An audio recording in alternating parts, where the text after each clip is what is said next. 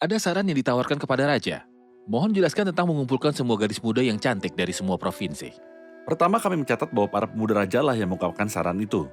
Kami memperlihatkan bahwa mereka yang menasihati raja di pasal 1 adalah orang bijak yang tahu waktu. Jadi jelas bahwa mereka menasihatinya dan membawanya kepada keputusan yang baik. Karena pada akhirnya keputusan itu baik bahwa semua wanita harus tunduk kepada suaminya. Ini adalah saran yang bagus. Namun nasihat di pasal 2 tidak diberikan oleh orang yang bijak mengetahui waktu, tetapi oleh para pemuda raja yang mengingatkan saya pada Rehabeam, anak Salomo yang berkonsultasi dengan para pemuda itu yang pada gilirannya memberinya nasihat yang tidak begitu baik. Jadi para pemuda raja memberikan nasihat pada mereka, raja berada dalam situasi yang buruk. Dia butuh seorang istri karena dia merasa kosong dalam dirinya. Dia kembali kalah dari perang, jadi apa yang harus dilakukan? Karena itu para pemuda itu menyarankan untuk membawanya pengantin. Tapi bagaimana mereka akan melakukan hal seperti itu? Mereka menyebutkan beberapa poin yang saya yakini semua orang yang tidak mengenal Tuhan Yesus Kristus mengikuti tanpa masalah yang mereka akan hadapi. Hal pertama yang mereka katakan pada raja adalah untuk memilih. Hendaklah orang mencari bagi raja garis gadis, yaitu anak darah yang elok rupanya, wanita muda yang cantik dibutuhkan.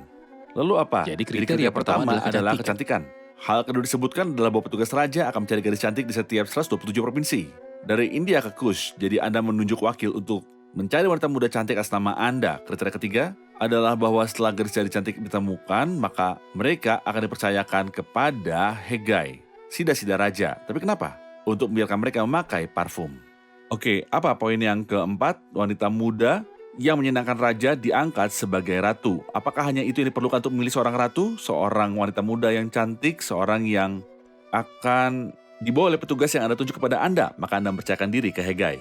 Penanggung jawab balai perempuan, apa yang akan Hegai lakukan untuknya? Dia akan membiarkannya memakai parfum. Itu saja, tidak ada yang akan dilakukan untuk mengajarinya. Itu bukan salah satu kriteria wanita muda yang Anda cari untuk mengangkat seseorang sebagai ratu yang berbudi, luhur, atau harus bijaksana.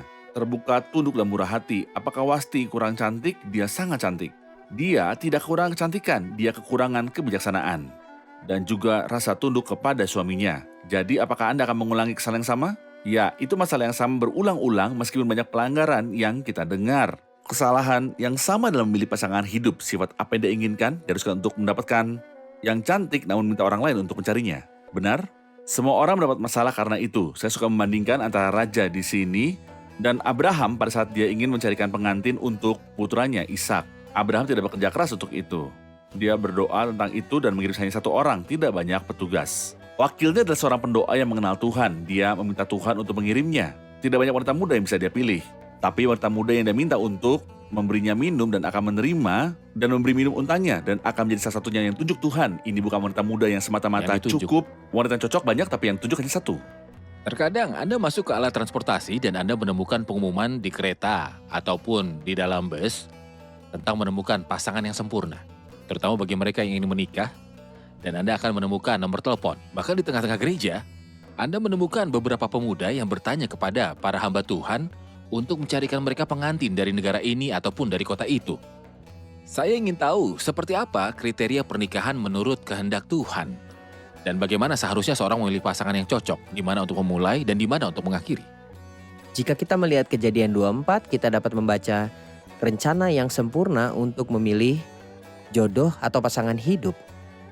Pelayan itu bertanya kepada Tuhan dan duduk di depan mata air, berdoa dan meminta Tuhan memfasilitasi misinya.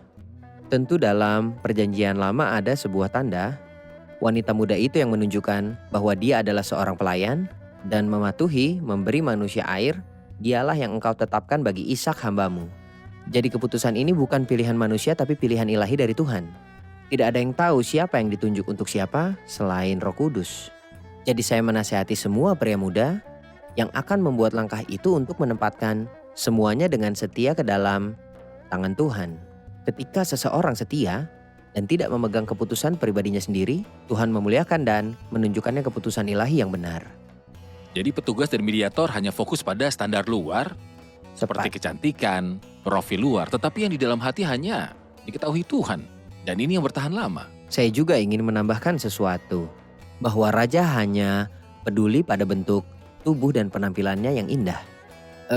Raja Salomo yang bijaksana memberi saran di Amsal pasal 31.